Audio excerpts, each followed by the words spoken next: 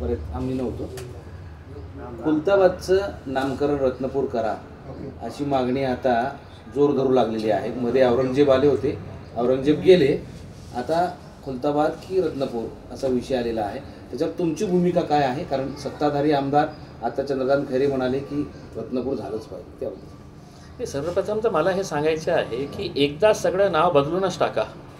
म्हणजे भारताचं जे नाव आहे ना, मी एक सुझाव करतो आणि तुम्ही याच्या बाबतीतही लोकांना विचारा की माझा सुझाव आहे की या देशाला मोदीस्तान नाव द्या. नरेंद्र मोदीच्या नावाने आपण या देशाचं नाव द्यावं, कारण त्यांना आपण तसंही भगवानचा दर्जा दिलेलं आहे. आणि हे जे दररोज या रस्त्याचं नाव बदलायचं आहे, या इमारतीचं बदलायचं आहे, या शहराचं बदलायचं आहे, ते वारंवार न करता आपण काहीतरी एकदा सगळं संपून टाकलं ना तर आपण काही कामाचे मुद्दे घेऊ शकतो. आपण आता हे जे मागणी आहे, तुम्ही जे म्हणता आहे की जोर धरत आहे, कोणी जोर धरत नाही आहे. जे घाणेरडी मानसिकताचे लोक आहे, ज्यांना काहीही विकासाच्या बाबतीत करायचं नाही, चांगल्या मुद्दा घ्यायचं नाही, ते असा घाणेरडी मानसिकतेचे लोक जे आहे ते आमच्या जिल्ह्यामध्ये आहे, राज्यामध्ये तर भरपूर आहे. सत्तेमध्ये तर बसलेले जे आहे ते सगळं त्याच मानसिकतेचे आहे. त्यांना काहीही शेतकऱ्यांच्या बाबतीत बोलायचं नाही, त्यांना काहीही युवकांच्या बाबतीत बोलायचं नाही, महिलांना लाडली बहीण संपलं, लाडवाड सगळं संपलेलं आहे. मग काय करायचं? तर हे शहराचं नाव. आता मी एक सुझाव दिलेला आहे. आता तुम्ही शहराचं नाव बदलत आहे, रस्त्याचं बदलत आहे, इमारतींचं बदलत आहे, रेल्वे स्टेशनचं बदलत आहे, बसस्टँडचं बदलत आहे, एअरपोर्टचं बदलत आहे, मग आपल्या बापाचाही नाव बदलून टाका. म्हणजे मला हे जेव्हा बोलतो ना मी, एक चीड निर्माण येतं की आपण कुठे, आपण जग कुठे चाललेलं आहे आणि आपण कुठे चाललेले आहे.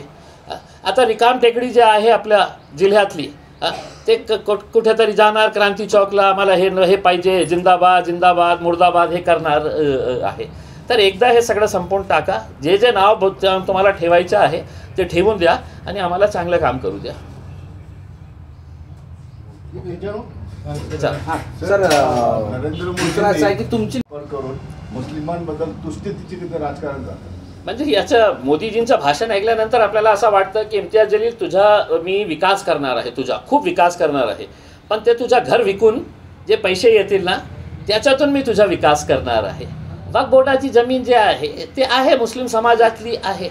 म्हणजे याचा अर्थ हे आहे की तुमचीच जागा आम्ही घेणार, ते विकणार, किंवा आमचे मोठे जे जवळचे लोक आहे, जे बडे बडे उद्योगपती आहेत त्यांना देणार आणि त्या पैशातून तुम्हाला विकासच करायचं होतं. तर तुम्ही आम्हाला आता हे उत्तर द्या की किती वर्षापासून आपण पंतप्रधान आहे या देशाचे, prime minister, honourable prime minister of India आहे. मग काय काय विकास केलं तुम्ही एकदा तरी सांगा ना आम्हाला. या सगळ्यांचा विकास तुम्हीच असंच करतं का की मंदिरांच्या ट्रस्टची जी जागा आहे ते घेतं, ते विकतं आणि ते हिंदू लोकांचा विकास करतं.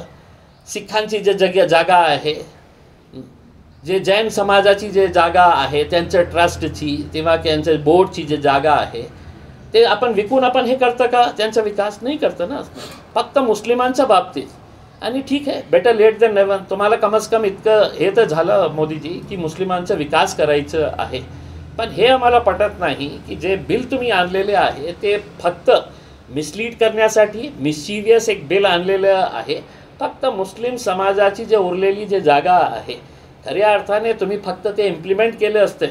वक्फ बोर्डाचा जे ॲक्ट आहे, जे एक्झिस्टन्स आहे, तुम्हाला कलेक्टर मानत नाही वक्फ बोर्डाच्या डिसिजन्सच्या, ट्रिब्युनलची जागाच्या बाबतीत वक्फ कलेक्टर मानत नाही आहे. म्हणून हे सगळं जागा जे गेलेली आहे ते तुमच्या सरकारच्या आणि तुमच्या अधिकाऱ्यांच्या प्रशासनाच्यामुळे हे सगळं गेलेले आहे. तुम्ही त्याचा कडेकोट अंमलबजावणी केली असती तर बहुतेक आज मुस्लिमांचा स्वतःचा विकास झाला असता. मी तर विधानसभेमध्ये एक भाषण केलं होतं की तुम्ही जे 200, 250, 300 कोटी रुपयेचं बजेट देतो मुस्लिमांना, ते देण्याची आवश्यकता नाही आहे. मुस्लिम समाजाच्या जे वक्फ बोर्डाची जमीन आहे ते मुस्लिम समाजाला परत करा, वक्फ बोर्डाला परत करा. काही खैरात मुस्लिम समाज तुम्हाला देण्याची ताकद रखत का? विरोधक या वक्फ बोर्डाचा वापर करून तुष्टीचं राजकारण करतात. तुम्हाला मान्य आहे की विरोधक वक्फ बोर्डाचा वापर आपल्या याच्यासाठी करतो की मुस्लिमांची घृणा निर्माण व्हावी?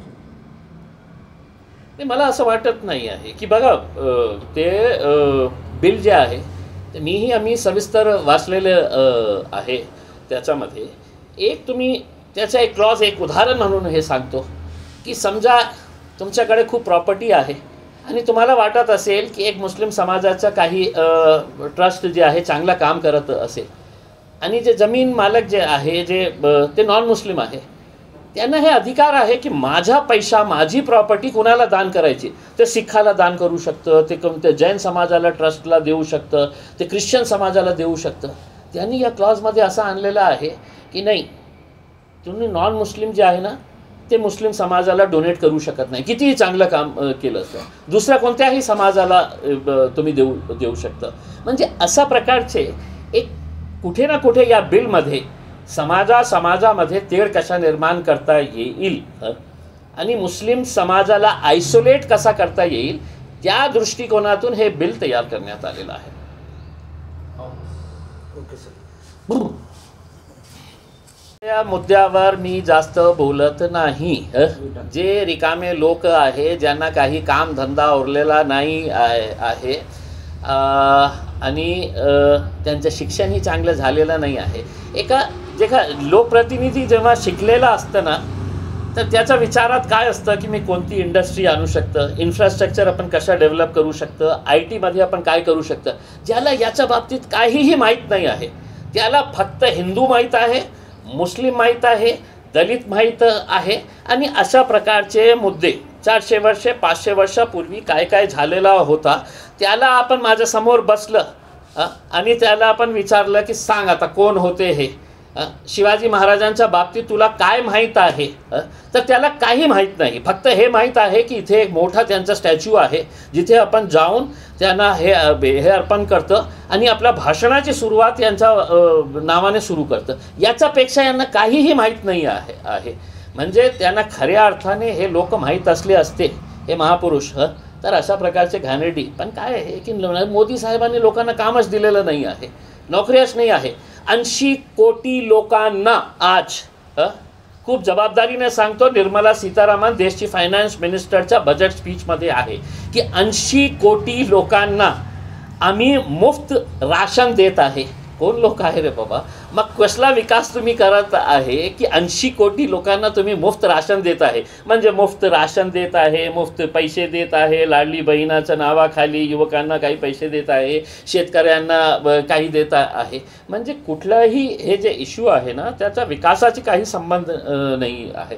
तर मला हे प्रश्न विचारू नका. हे अशा प्रकारचे घाणेरड्या इश्यूजवर मी कधीही माझी प्रतिक्रिया देत नाही की माझा काय हे आहे. बदला की नाही बदला हा साधा एक प्रश्न होता. बदलायचं की नाही बदलायचं, तुमचा विरोध आहे. मी तर सुरुवातीला सांगितलं ना. म्हणजे ते फक्त तुम्ही खुलदाबादच्या बाबतीत का बोलतो? मी तर देशाचं नाव बोलतो ना तुम्हाला. मोदी साहेबांच्या नावाने देशाचं नाव ठेवायला पाहिजे आपण. मोदीस्थान. त्यांच्या मृत्यूनंतरही लोक हे की एक भगवान आले होते या देशामध्ये, त्या भगवानाच्या नावाने या देशाचं नाव ठेवण्यात आलेलं आहे.